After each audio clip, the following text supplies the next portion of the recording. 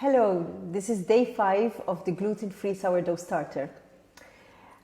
By this point, my sourdough starter is actually quite active and it's showing signs of that there is a routine within my starter. However, something happened that actually, in a way, it's quite good that I point this out. What has happened is that my sourdough starter has risen, so it has come to its peak. We call it its peak. So when the microbes are extremely active, and that is the optimum time to be starting to start to use your starter. However, I didn't feed it at its peak. I actually did take a look at it, and I didn't have time to do the filming.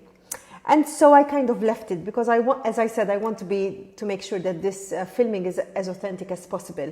So I am sort of, as we speak, sort of going in real time. And so the starter did peak, which would have been ideal to use that would have been the right time to use to bake, for example, to bake bread. And that is what also helps with the rise of the bread, with sort of, when you get the crumb rise. So I didn't use it and I didn't even feed it, or I didn't discard and feed. And what happens is that the microbes have had their meal, kind of, they've done all their activities, and now my starter has gone back to kind of looking all sad. That's okay, there's nothing to worry about. And in a way, it's good that I have this issue so that I can show you what to do. I mean, it's basically literally repeating exactly what we've been doing all so far, which is discarding and feeding. At this point, I've decided, since I'm still on day 5 and my starter is still very young, it's okay to discard and really discard my discard. So it's basically not using my discard and giving it another feed. And that is when I'm sure I will be able to then keep the starter. The starter is active, it's happy, and so on. One thing that you might notice as you will be feeding your starter is that you might get a liquid on top, which is called a hooch. It's absolutely nothing to worry about. I'm sure you've seen other videos and you've read other literature, and that hooch really means that the starter is hungry. All you have to do is just give it a mix, so mix the liquid into the rest of the starter, and what you need to do then is basically discard and feed. I now quite like, especially with gluten-free flours, because they are highly absorbent in water, I do like to feed equal ratios. So for example, if you keep 100 grams of your starter, you feed 100 grams of flours and 100 grams of water. And that's exactly what I'm going to be doing today. I'm going to be taking 100 grams, placing it in a clean jar, and feeding it 50 grams of rice flour, 50 grams of buckwheat, and 100 grams of water. So it's ratio of 1 to 1 to 1.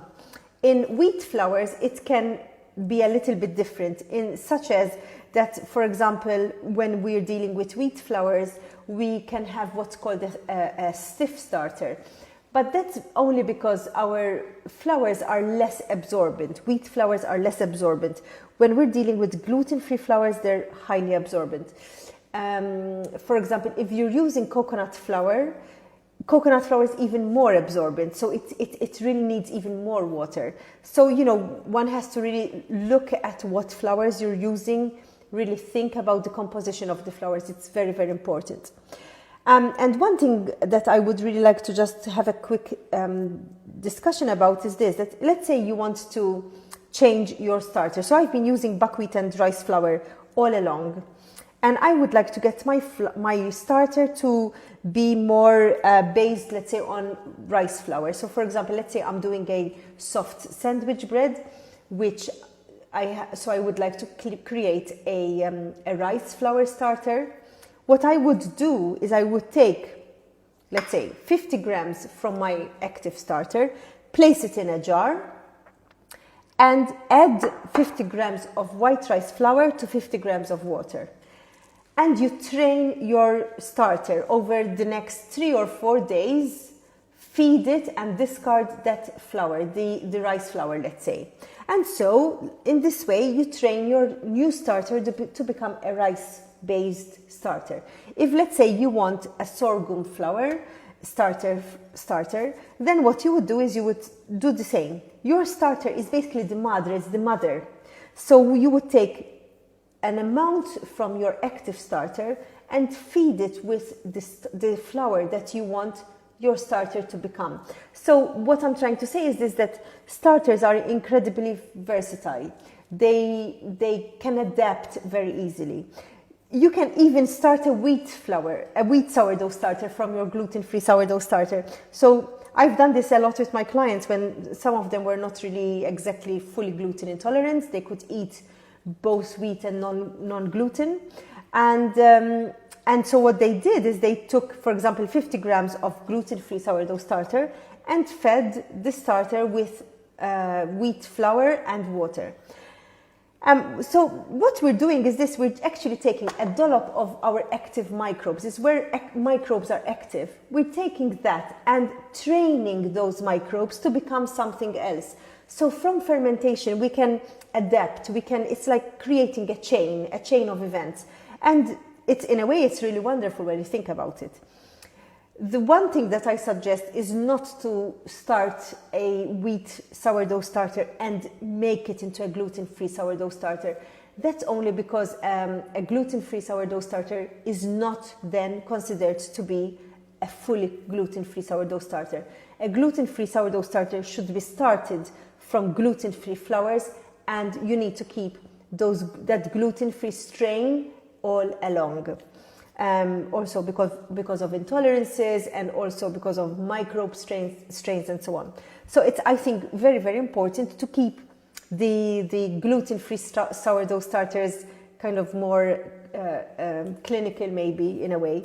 However, you can mix and match your gluten-free flours as you go along, depending on what you want to make or what you want to bake. So I would suggest, before you bake, 2 or 3 days before you bake a certain bread or a certain, I don't know, you make baguettes or cakes or whatever, you might like to have a particular sourdough starter, feed it a couple of times, 2 or 3 times with that particular flour. So you train your sourdough starter, and starters are so versatile.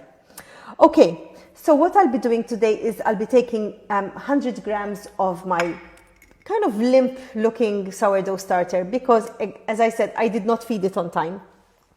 It was active and I should have perhaps fed it on time, but I just didn't have the time to be here and film and so on.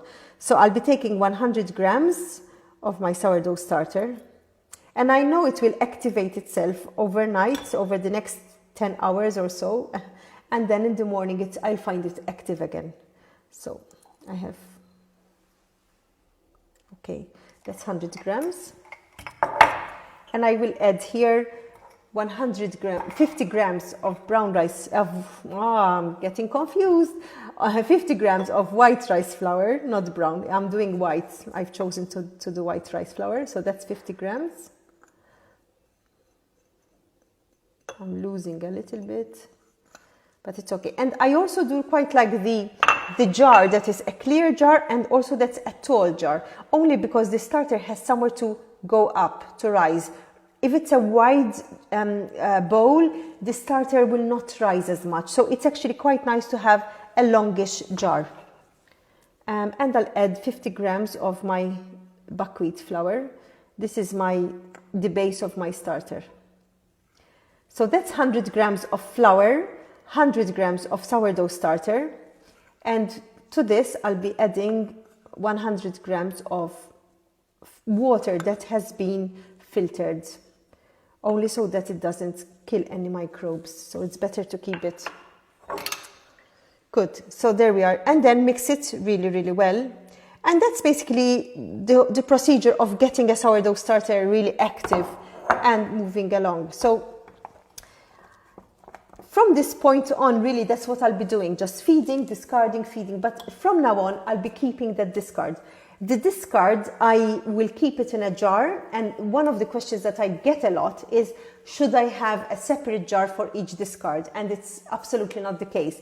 So when you have your discard, you can always place that discard in the same jar. One thing I suggest is not to close the jar, not to lock the jar completely. So I really think that the discard is still breathing. If you lock the jar completely, it will go moldy. And place in the fridge until you use it. The discard can last in the fridge for a long time, so even up to 2-3 weeks it can last very well. And you can make beautiful cakes with the discard, beautiful pancakes, waffles, so many. The ideas are enormous. And even pasta and pastry, so using the discard as a base to make these other wonderful recipes, and they're super healthy as well. So for example, in the next course that I'll be doing, we will be doing a sourdough pasta and a sourdough pastry, and we will be using the discard to have that as a base. And of course, we'll be having our active starter for the sandwich bread. But sourdough discard can be extremely useful and extremely healthy. With regards to our sourdough, the starter, the active sourdough that you feed, let's say you are not baking for a while, you decide, or you're traveling for a few days or so on, you should keep it in the fridge. So feed it, cover it loosely, and place it in the fridge. And it can last for a good 2 to 3 weeks, really, unattended, without feeding or whatever. Just keep it in the fridge and it will be a very happy starter. When you're ready to bake, take it out of the fridge, discard, and feed again. And within 1 or 2 feeds, you will get a very, very happy starter and it's ready to bake again. So use your fridge to sort of store your discard in order to have sort of a balanced, so you're not worried about your starter, whether it's going to die or not. If you don't feed your starter, do not keep it on the kitchen counter or in the pantry or in a cupboard. Place it in the fridge. It's much better in the fridge. If you leave it at room temperature and it's not fed, it will go moldy. Mold kills starters and it is not healthy. So cover it loosely and keep it in the fridge, and that's the best way and the safest way, because it's a lot of work we've done, to create a starter. It can get its work, and also flours are expensive. Gluten-free flours are expensive. So having a moldy starter can be a little bit depressing sometimes, or else, it's not pleasant to have a moldy starter, and that kills it. So it's very important to cover it loosely and place it in the fridge. Okay, if you have any questions, do send them to me. I will be happy to answer and help you along the way as much as I can. This is my newly fed starter. I've mixed my flours really well, so make sure all the flours are well incorporated. And I will be covering my starter loosely, even if you have the top of just keep it without locking it. And that's enough, or else a nice cloth. And I trust that these 5 videos that I've posted have helped you understand maybe starters a little bit better, the microbe life a little bit better, storage, how you can boost your starter, how you can train your starter to make a new kind of starter. So I just hope that it has helped you a little bit more in understanding how to make a starter, because I know that it is not always easy to understand how to make a starter. Take care, and do send me messages or comment if you have any questions. Take care.